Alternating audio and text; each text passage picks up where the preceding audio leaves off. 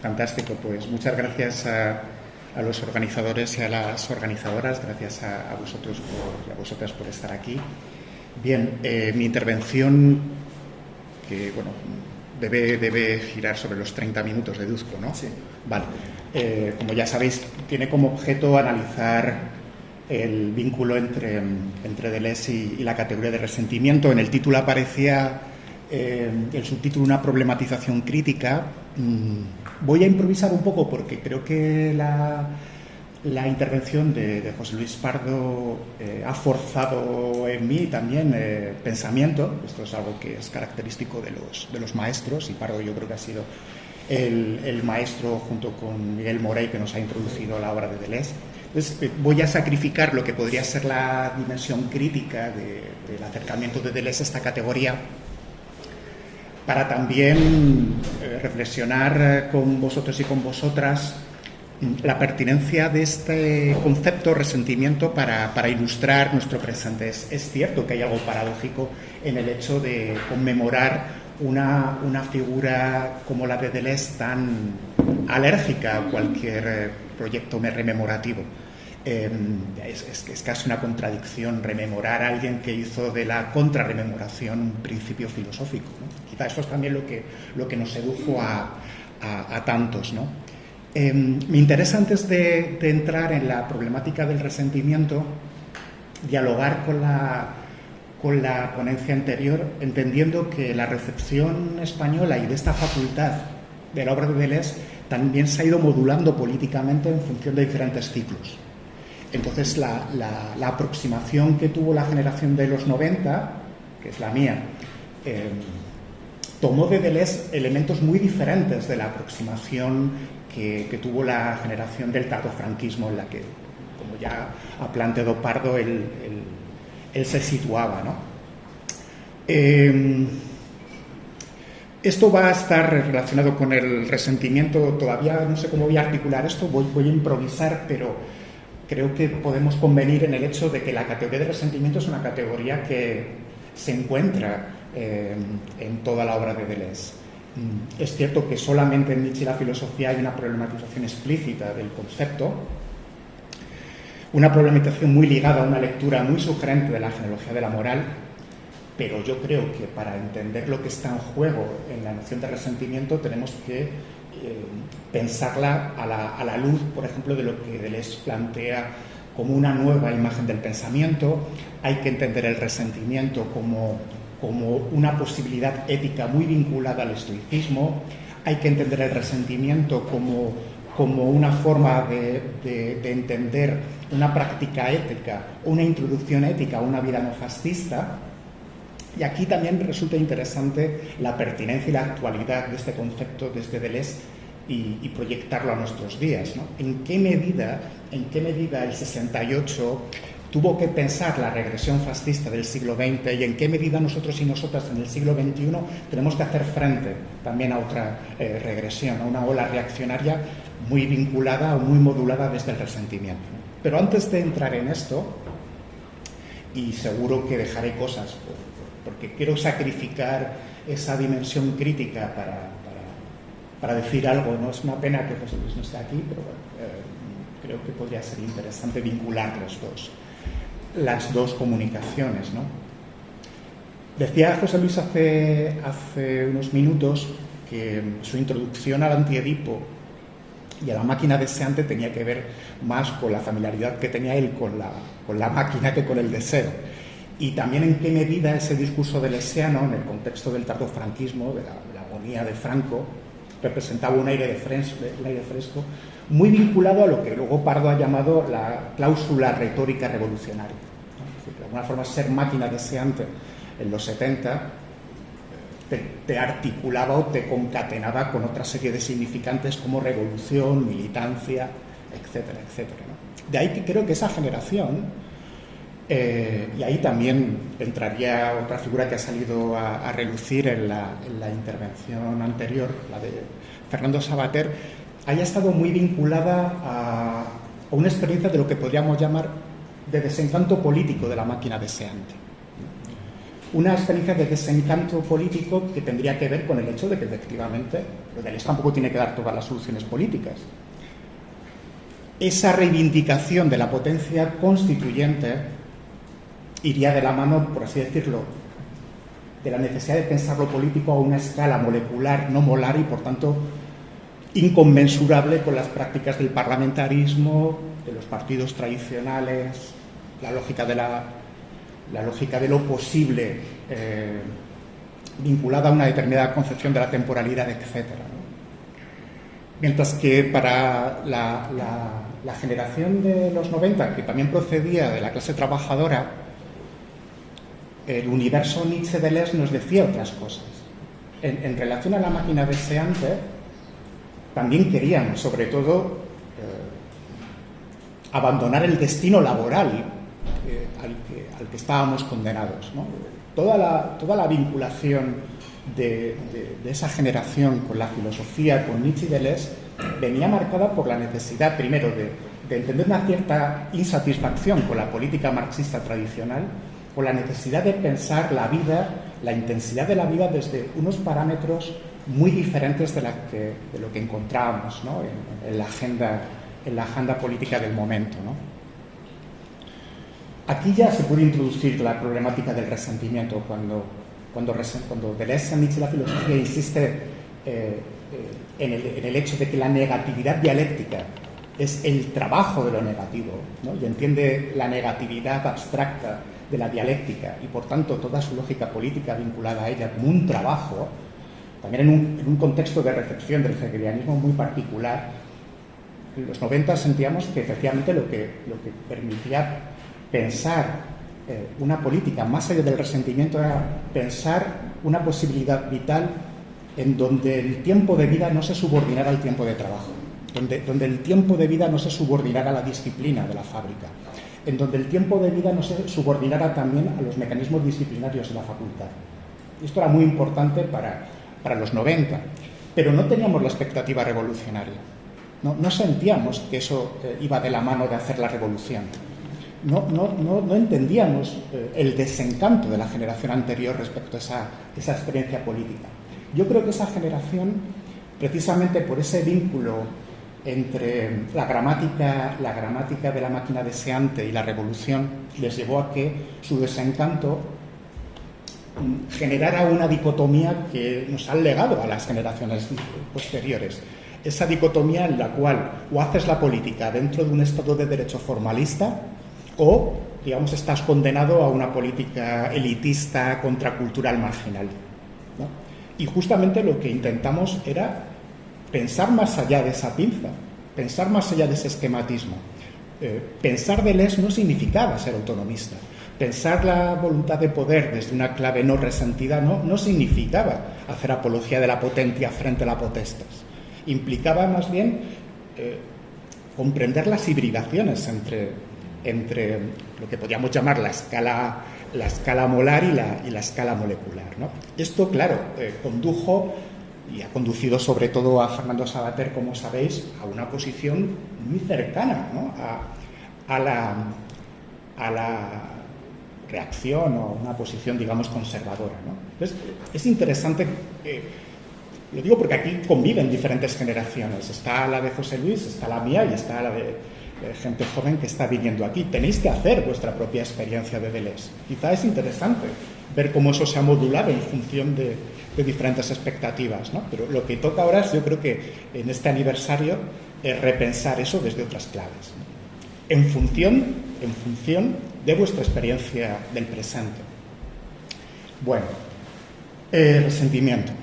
A mí me interesa hincarle el diente a esta cuestión porque estoy trabajando, llevo trabajando mucho tiempo, pero estoy ahora más en serio trabajando en qué medida la gramática del resentimiento va más allá de una categoría psicosocial para pensar lo político y refleja por lo que podríamos llamar también, haciendo un guiño a Raymond Williams, una estructura de sentimiento. ¿En qué medida el resentimiento es una estructura de sentimiento contemporáneo, ¿no? Que se manifiesta en las guerras culturales, que se manifiesta en la emergencia del posfascismo, que se que se evidencia en las reacciones nostálgicas del patriarcado respecto a las emergencias del feminismo.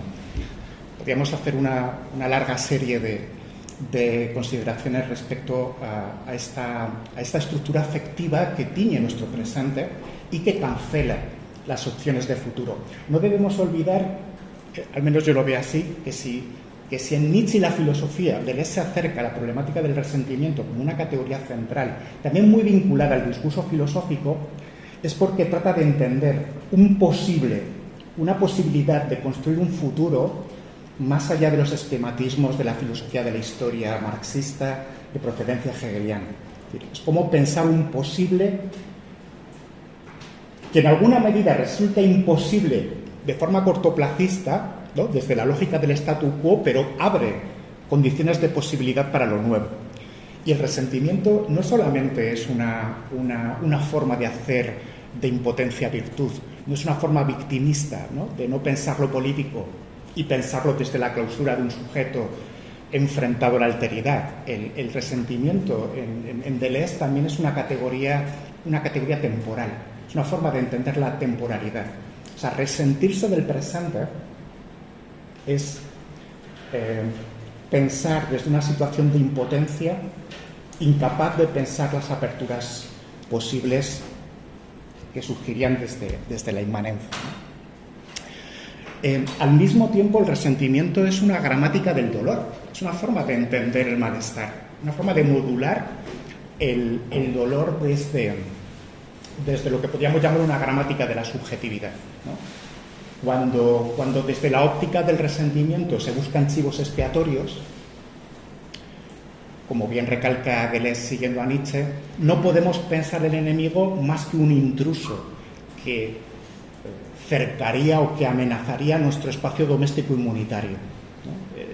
Es decir, debemos entender también la lógica del resentimiento como una lógica muy vinculada a la construcción moderna de la subjetividad, a una determinada construcción moderna de la subjetividad. O sea, y esto es algo que yo creo que es patente para alguien como Deleuze, como esa generación muy marcada por la experiencia del fascismo nacionalsocialista y muy marcada por el colaboracionismo de la sociedad francesa, ¿no? No debemos olvidar, quizá esto sea algo improcedente en el caso de alguien como Deleuze, señalar que la experiencia del hermano en Deleuze fue clave, un hermano que murió si no recuerdo mal, en un tren que se dirigía a un campo de concentración, ¿no? Cuando Foucault plantea que tienen que romper con la fenomenología y con la dialéctica porque están obligados a pensar una sociedad nueva, diferente de la que fue cómplice con el nacionalsocialismo, están pensando el resentimiento y están proponiendo una lectura de Nietzsche muy diferente de la que en esos momentos se estilaba, ¿no? O sea, cómo la cuestión de la voluntad de poder fascista en Alemania termina convirtiéndose en la voluntad de poder afectiva, relacional en el pensamiento francés, ¿no? ¿Qué sucede ahí para que Nietzsche, en lugar de ser un pensador criptofascista, se convierta en el antídoto del resentimiento fascista, ¿no? Hay elementos, creo que, extremadamente interesantes, ¿no? para pensar la coyuntura histórica del 68 como una coyuntura marcadamente antirresentida, ¿no? En ese sentido, valga la redundancia, ¿no? Por eso yo creo que a Deleuze se le va un poco la mano en Nietzsche la filosofía cuando dice que el gran enemigo de Hegel de Nietzsche es Hegel y la dialéctica. Es interesante ver cómo desde 2025, y aquí Zizek ha tenido un protagonismo, yo creo, importante, el resentimiento también sea una categoría muy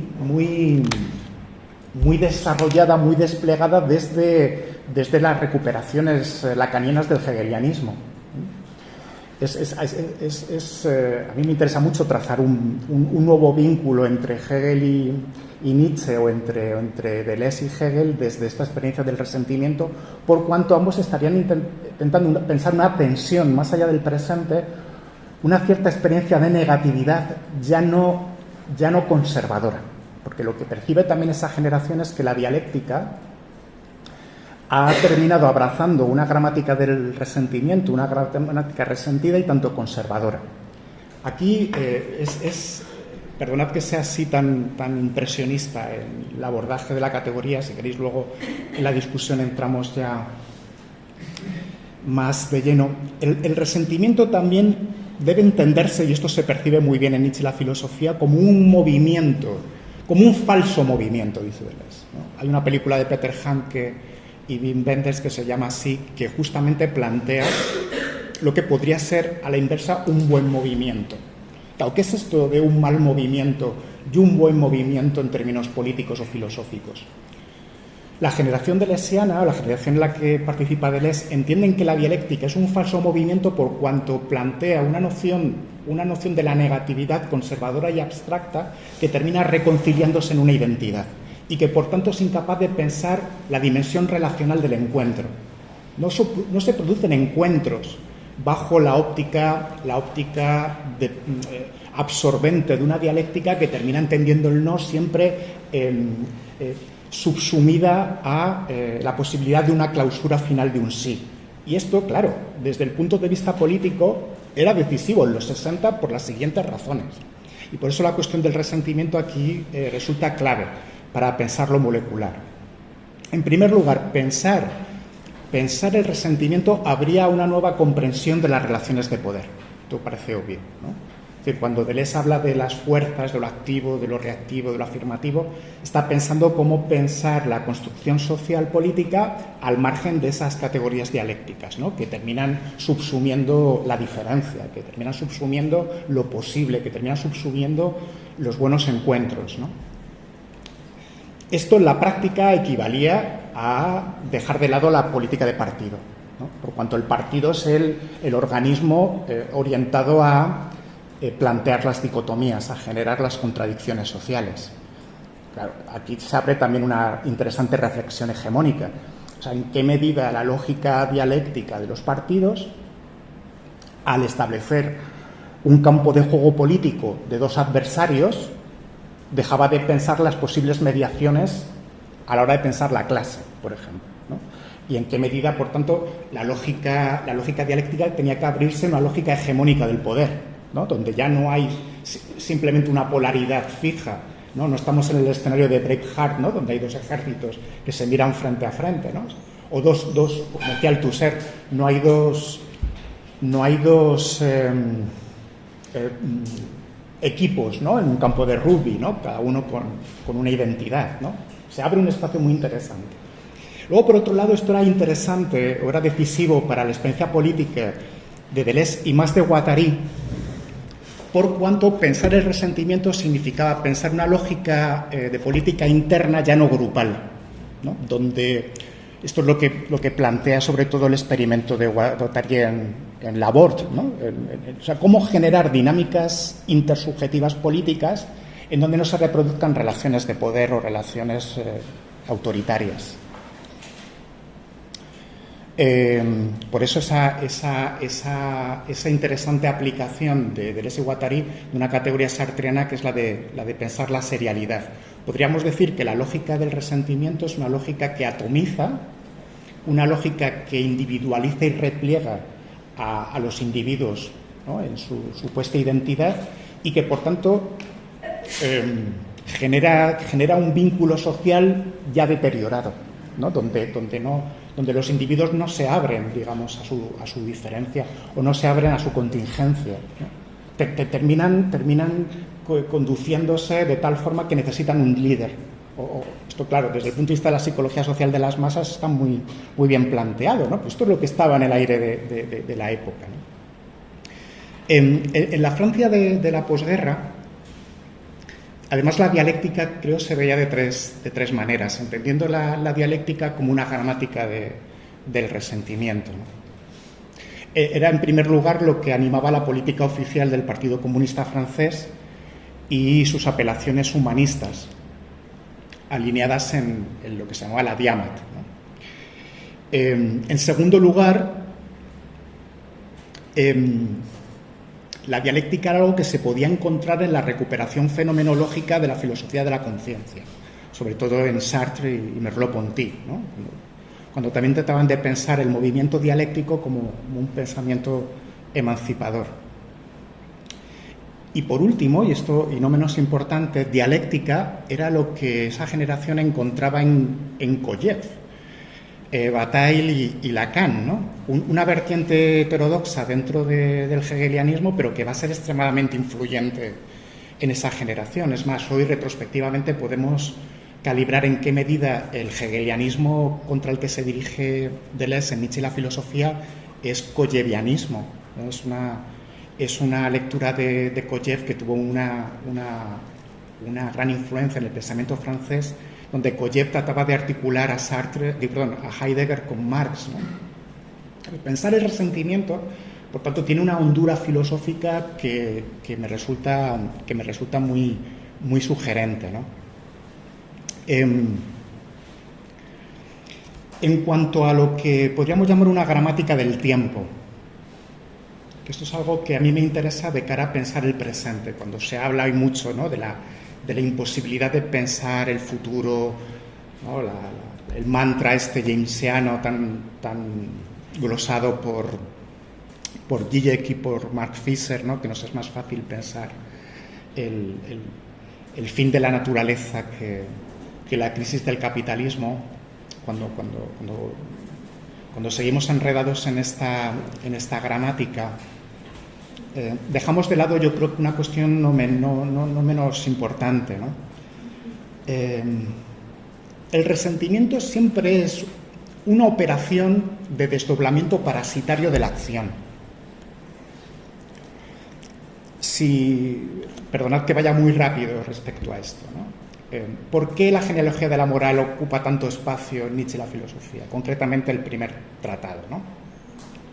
Recordad ese célebre paso de Nietzsche en donde dice que el yo siempre es una ficción retrospectiva y que lo importante es el hacer, ¿no? Cuando Nietzsche está ahí planteando, yo creo, da el pistoletazo de salida de la problemática de la performatividad, porque en el fondo lo que está aquí planteando la genealogía de la moral es lo que ha explotado Judith Butler, ¿no?, hasta la saciedad en los últimos tiempos, ¿no? ¿En qué medida, cuando la ficción del yo dice yo, no solamente está invirtiendo las causas y los efectos, no simplemente se está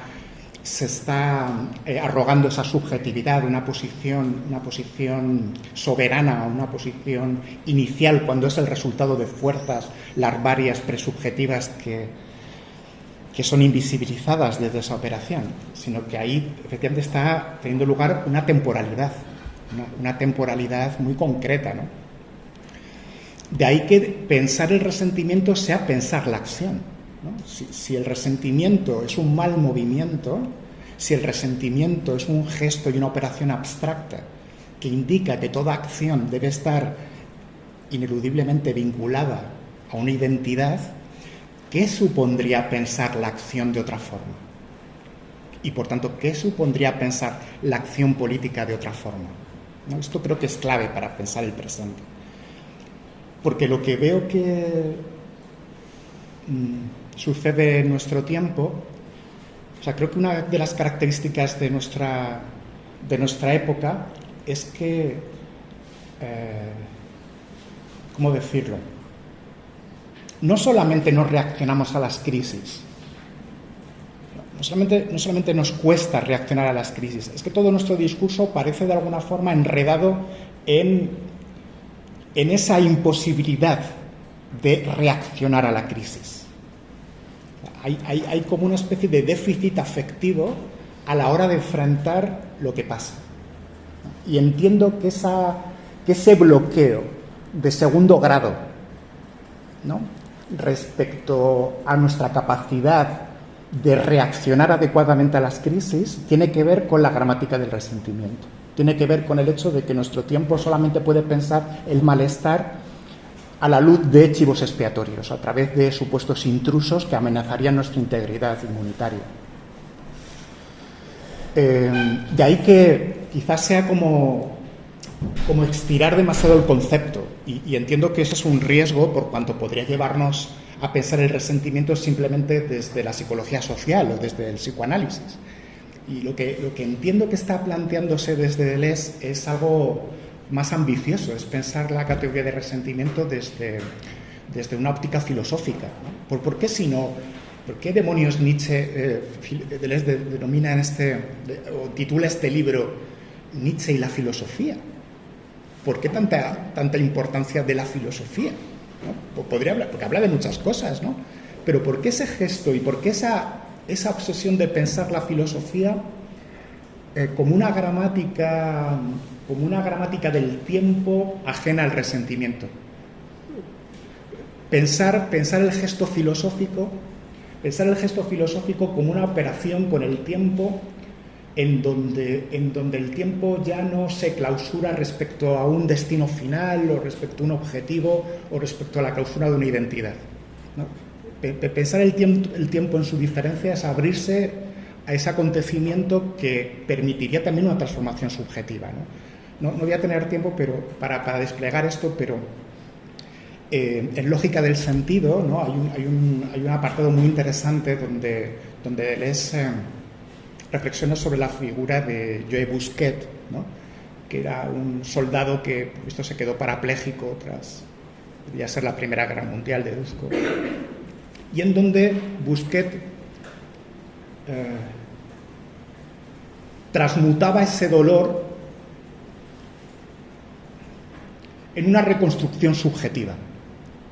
Esto es algo que aparece, creo que es muy interesante en la figura en los desarrollos éticos de Judith Butler.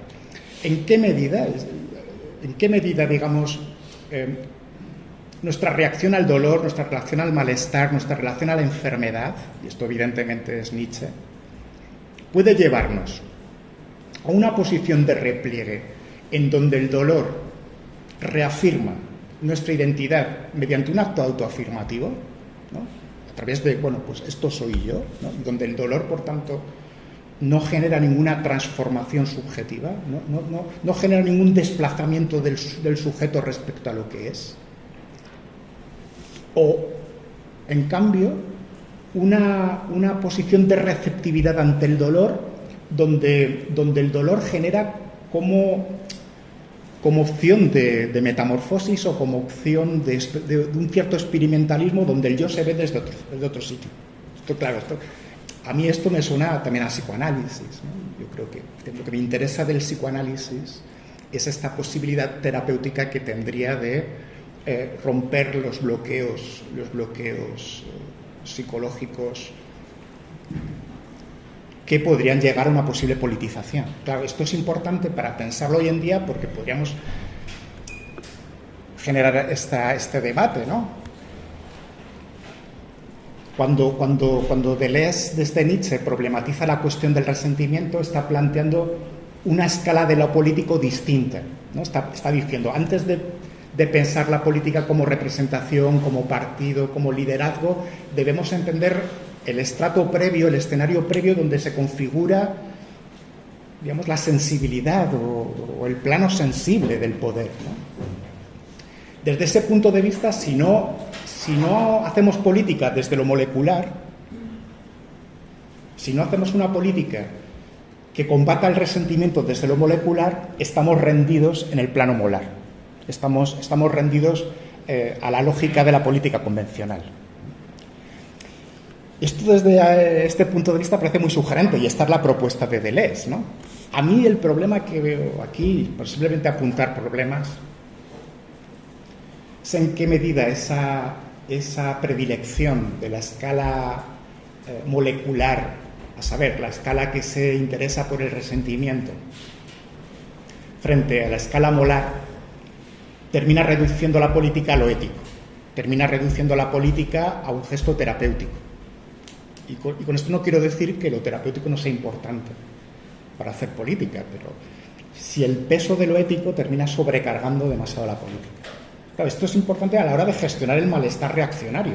¿Qué hacemos con los chicos, sobre todo los chicos que se identifican cada vez más con posiciones regresivas como las de Vox? Denunciar su falsa conciencia, ¿no? Decir que que están obcecados ideológicamente o que no han leído lo suficiente.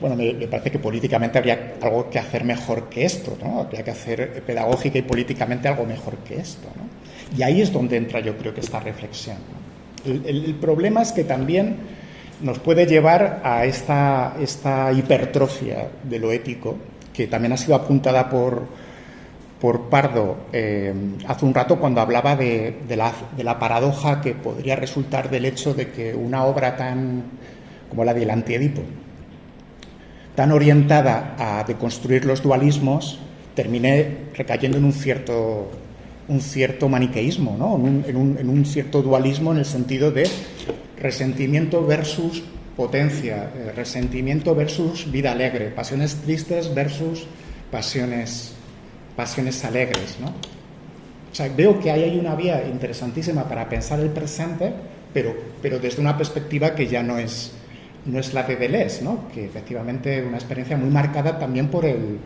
la regresión o por el resentimiento nacionalsocialista o por el resentimiento fascista del siglo XX, lo cual me lleva a la última pregunta. ¿Es el resentimiento del siglo XXI el mismo resentimiento del siglo XX? Creo que hay analogías. Es decir, la posición reaccionaria de ambos resentimientos radicaría en una hipertrofia narcisista herida, ¿no? una dinámica narcisista herida, ¿no? En esta ficción denunciada por Nietzsche, ¿no? que desatendería la cuestión del hacer, de la práctica.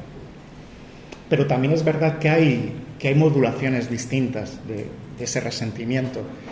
De ahí que lo que me resulta a veces insatisfactorio de determinados diagnósticos del resentimiento actual es que también son muy esquemáticos, ¿no? O sea, que plantean una categoría como universal para identificar todos los fenómenos, cuando creo que el resentimiento es plástico. O sea, debe analizarse en términos empíricos, ¿no? Porque, y esto es algo que, con esto sí que termino, ¿no? Desde un punto de vista filosófico, a mí me llama mucho la atención que Deleuze insistiera tanto, o que Foucault remarcara tanto de esto, de esta característica de Deleuze, ¿no? Deleuze se salvó antes que nosotros, o sea, fue como más lúcido que el resto de su generación, porque era empirista. Cuando los demás estábamos haciendo fenomenología o dialéctica, él ya era empirista, ¿no? Claro, el empirismo de Deleuze es algo también muy particular, ¿no? Aunque se apoye en Hume, básicamente es un empirismo trascendental, ¿no? Pero quizá en esta necesidad de pensar la regresión desde el empirismo hay una enseñanza para el siglo XXI. ¿Por qué esto podría ser interesante para comprender la regresión posfascista o neofascista contemporánea? Porque percibo que en el análisis del fascismo actual hay como posiciones ¿cómo decirlo?, muy rígidas, conceptualmente muy rígidas, ¿no? Que aplican la plantilla fascismo a todo, ¿no? Devaluando también el significado del concepto. Y pensar el fascismo en términos empíricos yo creo que equivale a leerlo desde las prácticas, leerlo desde una escala molecular que muchas veces no se percibe desde ciertas degradaciones del concepto más generalistas, ¿no? Bueno, pues muchas gracias por lo que has escuchado.